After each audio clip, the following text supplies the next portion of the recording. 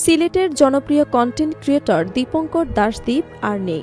বুধবার ভোর ৫টার দিকে মালয়েশিয়ার একটি হাসপাতালে চিকিৎসাধীন অবস্থায় তিনি শেষ নিঃশ্বাস ত্যাগ করেন। পারিবারিক সূত্রে জানা গেছে, হার্ট অ্যাটাকের কারণে তার মৃত্যু হয়। দীপঙ্কর দাশদীপ সিলেটের আঞ্চলিক ভাষায় কন্টেন্ট তৈরি করে সামাজিক যোগাযোগ মাধ্যমে ব্যাপক পরিচিতি পেয়েছিলেন। তার হাস্যরসাত্মক এবং বাস্তবধর্মী ভিডিওগুলো তরুণ প্রজন্মের মধ্যে দারুণ জনপ্রিয় ছিল। কিছুদিন আগে তিনি স্টুডেন্ট ভিসায় মালয়েশিয়ায় পড়াশোনার উদ্দেশ্যে পাড়ি জমিয়েছিলেন।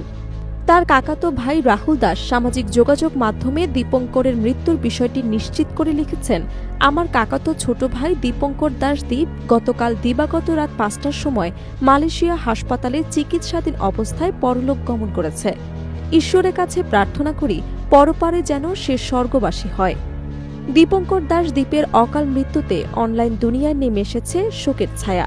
ভক্ত অনুরাগীরা সামাজিক যোগাযোগ মাধ্যমে শোকবার্তা জানিয়ে তার আত্মার শান্তি কামনা করছেন।